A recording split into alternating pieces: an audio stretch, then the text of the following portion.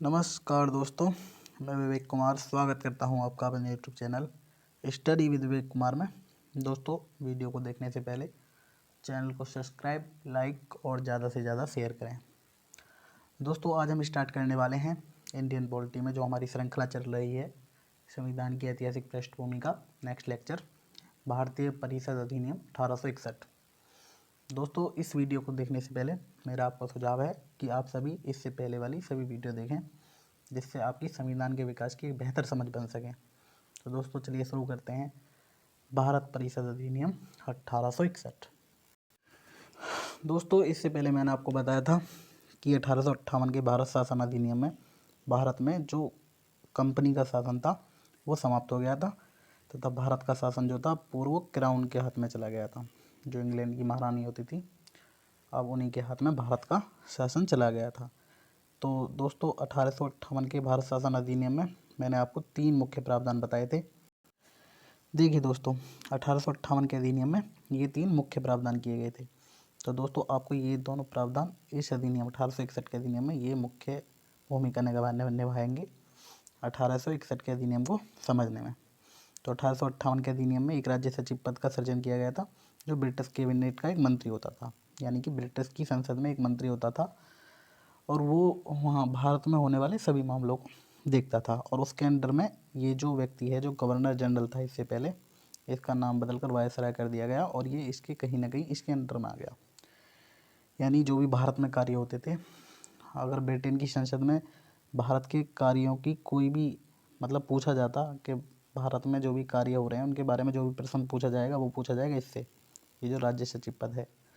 और ये जो सचिव है इन कार्यों की समीक्षा या जो भी देखने के लिए कहेगा वो कहेगा वायसराय से।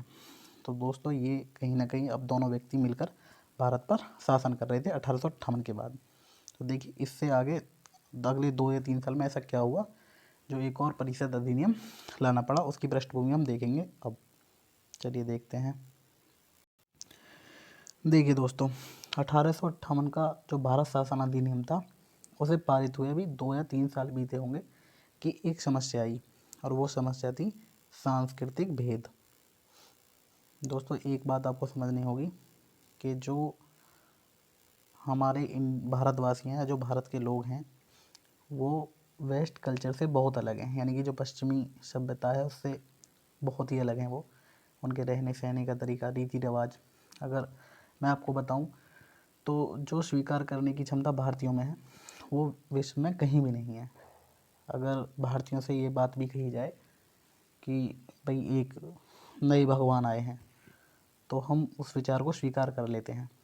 यानी हम जो है एक भारतवासी या भारतीय लोग हैं, वो विचारों के आधार पर युद्ध नहीं करते। हम बहुत ही ब्रॉड बुद्धि वाले लोग हैं, यानी कि हमारी मतलब स्वीकार करने की जो क्षमता है वो बहुत ही अधिक है। अच्छा, इस अधिनियम के माध्यम से जो भारत का सचिव बनाया गया था उसने महसूस किया कि अगर हमें भारत पर शासन करना है तो हमें इन्हें समझना होगा। भाई, एक बात तो क्लियर थी कि जो भारत के लोग हैं वो कल्चर के तौर पर, यानी कि सांस्कृतिक रूप से जो वेस्ट के लोग हैं उनसे बहुत अलग हैं। अब मान लीजिए आप ही कहीं शासन करने जाएं या कहीं आप अधिकारी बनकर जाएं, तो सबसे पहले आप जहां शासन करेंगे तो आपको सबसे पहले वहां के लोगों को समझना होगा, और समझने के लिए आपको उन सब लोगों से जुड़ना होगा। तो ये नॉर्मल सी बात थी भाई। तो इस अधिनियम के माध्यम से जो भारत सचिव बनाया गया था 1858 के अधिनियम के माध्यम से, उसने महसूस किया कि अगर हमें भारत पर शासन करना है तो हमें उन्हें समझना होगा, और समझना है तो उनके साथ जुड़ना होगा। तो दोस्तों, यहाँ से शुरुआत होगी जो उच्च निर्णय लेने की जो संस्था है वहाँ भारतीयों को जोड़ने की। अच्छा, जो ब्रिटिश लोग थे उन्होंने जो भारतीयों को अपनी आवश्यकता के लिए जोड़ा, और आप मान लीजिए कि जो भी व्यक्ति, मतलब ये ब्रिटेन वाले लोग थे, इन्होंने जो भारतीयों को जोड़ा अपनी आवश्यकता या अपनी शासन को सुदृढ़ करने के लिए जोड़ा। उनका कोई मकसद ये नहीं था कि भारतीयों के साथ अच्छा व्यवहार किया जाए। दोस्तों, यहाँ जो राजा महाराजे थे उनके दिमाग में भी एक बात ये क्लियर हो गई थी कि अब सत्ता से लड़ना और इनसे जीतना अब असंभव है। तो अब ये जो दोनों ही हैं, जो ब्रिटेन वाले लोग हैं और जो राजा महाराजा हैं, वो एक दूसरे के नज़दीक आना चाहते थे। तो अब यहाँ से एक प्रक्रिया की शुरुआत होगी और ऐसी परिस्थिति बनेगी जो वायसराय वाली परिषद थी, जो काउंसिल थी, उसमें अब कुछ भारतीयों को जगह दी जाएगी और उनका नाम रख देंगे गैर सरकारी और उन्हें मनोनीत किया जाएगा। तो जो आज की डेट में यानी कि भारत के संविधान में राष्ट्रपति को जो मनोनीत करने की शक्ति है उसका प्रावधान यहाँ से दिया गया है। तो दोस्तों आपको ये बात भी याद रखनी है। देखिए दोस्तों, यहाँ से हम देख सकते हैं कि 1861 के अधिनियम द्वारा जो कानून बनाने की प्रक्रिया में भारतीयों की भागीदारी की शुरुआत हुई। यानी यहाँ से सबसे पहले भारतीयों को जोड़ा गया जो काउंसिल थी गवर्नर जनरल की। और कानून बनाने वाली संस्था में जो गैर सरकारी सदस्य यानी जो भारतीय लोग जोड़े जाते थे उन्हें गैर सरकारी सदस्य नाम दिया गया। और ये मनोनीत शब्द आप दोस्तों ये लिंक जोड़ के देख सकते हैं कि जो राष्ट्रपति को मनोनीत करने की पावर है वो कहीं ना कहीं इस अधिनियम की एक देन है। देखिए दोस्तों, वर्तमान में जो भारतीय राष्ट्रपति है उसको अधिकार है राज्यसभा में 12 सदस्यों को मनोनीत करने का। अब ये बात हमने ब्रिटेन से सीखी। दोस्तों हमने ये सीखा कि कोई ज़रूरी नहीं कि हर व्यक्ति ही चुना ही जाए, कुछ विशिष्ट लोगों को आमंत्रित किया जा सकता है। जैसे जब ब्रिटेन के लोगों को हमारी आवश्यकता थी शासन करने के लिए, उन्हें यहाँ के कल्चर को जानना ज़रूरी था, तो उन्होंने कुछ विशिष्ट लोगों को बुलाया। शुरुआत में उन्होंने केवल 3 लोगों को ही बुलाया सम्मानपूर्वक, क्या आइए भाई जो आपके पास यहाँ का विशिष्ट ज्ञान है, जो आपकी जानकारी है उसे हमें दीजिए जिससे हम शासन करने में आसानी हो। तो उसी प्रकार अब हम राज्यसभा में अलग अलग क्षेत्र के विशिष्ट लोगों को बुलाते हैं। तो दोस्तों ये बात हमने यहीं से सीखी। देखिए दोस्तों, तो आप यहाँ तक 1861 के परिषद अधिनियम का एक मुख्य प्रावधान समझ गए हैं कि इस अधिनियम के माध्यम से भारतीयों को जो निर्णय लेने यानी कि जो नियम बनाने वाली परिषद थी उसमें पहली बार जोड़ा गया। दूसरे प्रावधान की बात करें तो यहाँ से विकेंद्रीकरण की शुरुआत हुई। दोस्तों विकेंद्रीकरण का मतलब होता है शक्तियों का बंटवारा। देखिए 1773 के अधिनियम में जब बंगाल का गवर्नर जनरल बना तो वहाँ से केंद्रीकरण की शुरुआत हुई यानी शक्तियों का एकत्रित होना। और जब 1833 में भारत का गवर्नर जनरल बना तो वह अपनी चरम सीमा पर पहुँच गया, यानी कि जो अन्य प्रेसिडेंसी थी यानी कि जो मद्रास और बम्बई प्रेसिडेंसी थी उनके गवर्नर जनरल से जो कानून बनाने की शक्ति थी वो सभी छीन ली गई थी। तो अब यहाँ से 1861 के अधिनियम से विकेंद्रीकरण की शुरुआत हुई।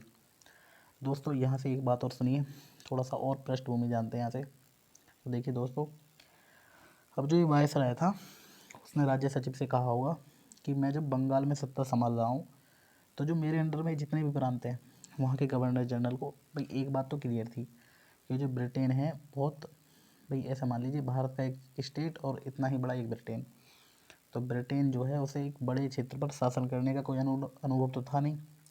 अब क्योंकि उनका एजेंट जो वायसराय है वो जो बात कहेगा उन्हें माननी होगी, तो वायसराय ने कहा होगा कि भाई मैं अकेला इतना बड़ा जो शासन है इसे संभाल नहीं सकता, इसमें से कुछ जिम्मेदारियाँ कुछ अन्य गवर्नर जनरल को भी दे दी जाएँ। तो दोस्तों आपको यहाँ याद रखनी है कि यहाँ शक्तियों का बंटवारा होगा। शक्तियों का बंटवारा मतलब जो अन्य प्रेसिडेंसी अन्य जो प्रांत के गवर्नर हैं उनको जो कानून बनाने की शक्ति दे दी जाएगी। इसे दोस्तों विकेंद्रीकरण कहते हैं। तो अब आपको ये बात याद रखनी है कि जो 1773 से केंद्रीकरण की शुरुआत हुई थी और 1833 में अपनी चरम सीमा पर पहुंच गई थी, अब यहाँ से 1861 के अधिनियम से अब विकेंद्रीकरण की शुरुआत होगी। तो दोस्तों ये जो वायसराय था इसने ये कहा था कि मैं सब पर नज़र रखूँगा, लेकिन आप जो ये प्रांत हैं इनके गवर्नर जनरल हैं इन सभी को जो कानून बनाने की शक्ति है दोबारा दे दी जाए। तो देखिए दोस्तों 1861 के अधिनियम द्वारा अन्य प्रांतों के लिए भी विधान परिषद के गठन का प्रावधान किया गया। जैसे जितने भी ये प्रांत थे, जो बंगाल उस समय केंद्र में था, तो बंगाल के अंतर्गत यानी कि जो ब्रिटिश शासन के अंतर्गत जितने भी प्रांत थे उनके लिए विधान परिषद के गठन का प्रावधान किया गया।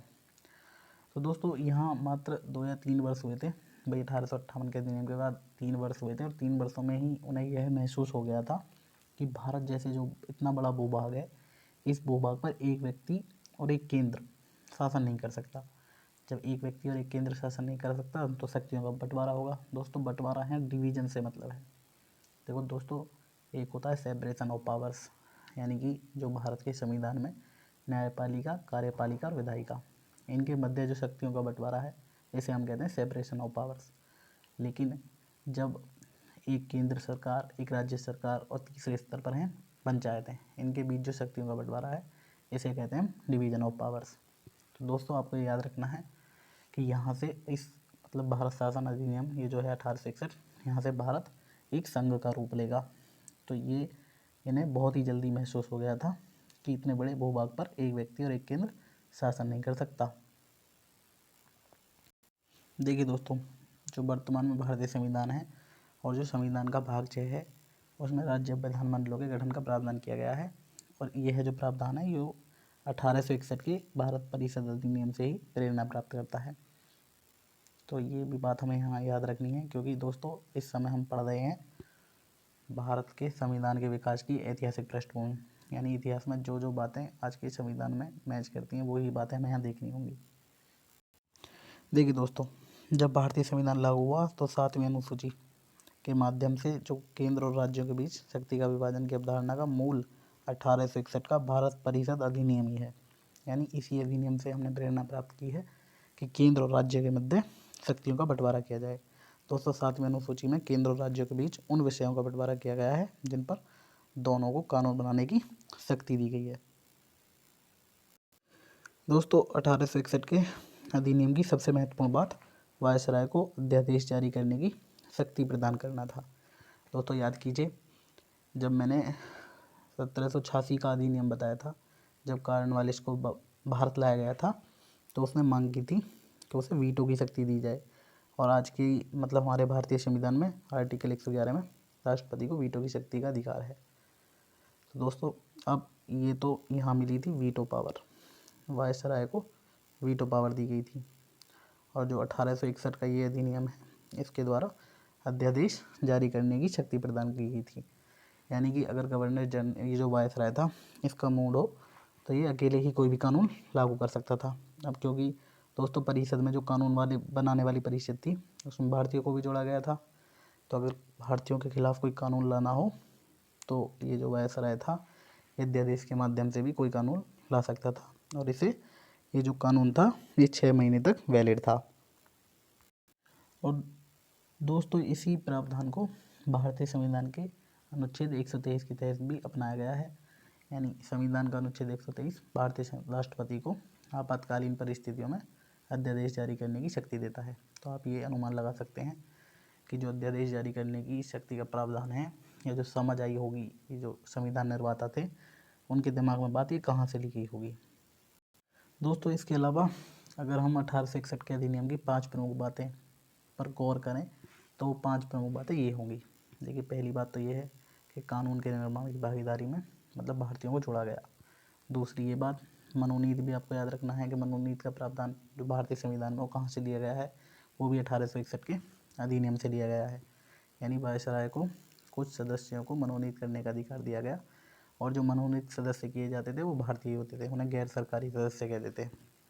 और तीसरा प्रावधान ये था कि प्रांतों के लिए विधानमंडल का गठन, यानी कि जो विकेंद्रीकरण की शुरुआत हुई, यानी भारत अब यहाँ से एक संघ का रूप लेगा, तो वो भी यहीं से शुरुआत हुई थी, यानी प्रांतों के लिए विधानमंडल के गठन करना। चौथा ये था कि प्रांतों को कानून बनाने की शक्ति देना। और पांचवा था सबसे महत्वपूर्ण कि वायसराय की अध्यादेश जारी करने की शक्ति प्रदान करना। तो यहाँ से कुछ प्रावधान ऐसे हैं जो आपको भारत के वर्तमान संविधान में भी मतलब मिल जाएंगे, ऐसे प्रावधान जो इनसे बिल्कुल लगभग ऐसा लगता है कि इन्हें ही देख के उन्हें बनाया गया है। दोस्तों इस अधिनियम की लगभग सारी बातें कंप्लीट हो चुकी हैं, बस एक बात और आप समझ लीजिए। दोस्तों मैंने आपको बताया था जो गवर्नर जनरल और उसकी काउंसिल थी वो एक बार कभी एग्जीक्यूटिव यानी कार्यपालिका का कार्य करती थी, और जब वो कानून बनाते थे वो लेजिस्लेटिव का कार्य करते थे। भाई गवर्नर जनरल और उसकी काउंसिल में लगभग 5 सदस्य थे इस समय तक। तो ये तो केवल जब एग्जीक्यूटिव का कार्य करते थे तो केवल यही सदस्य होते थे, लेकिन जब भी विधायिका का कार्य करते थे तो इसमें कुछ और सदस्य ऐड कर लिए जाते थे। दोस्तों यहीं से शुरुआत हुई कैबिनेट सिस्टम की। अब कैबिनेट सिस्टम क्या होता है, मान लीजिए गवर्नर जनरल है और 5 उसके साथी हैं सदस्य हैं। तो दोस्तों इनमें से किसी एक व्यक्ति को गवर्नर जनरल कह देगा कि आप भाई शिक्षा विभाग देख लीजिए, 2 को कह देगा आप वित्त विभाग देख लीजिए। तो दोस्तों यहीं से पोर्टफोलियो मतलब विभाग अलॉट कर दिए जाएंगे।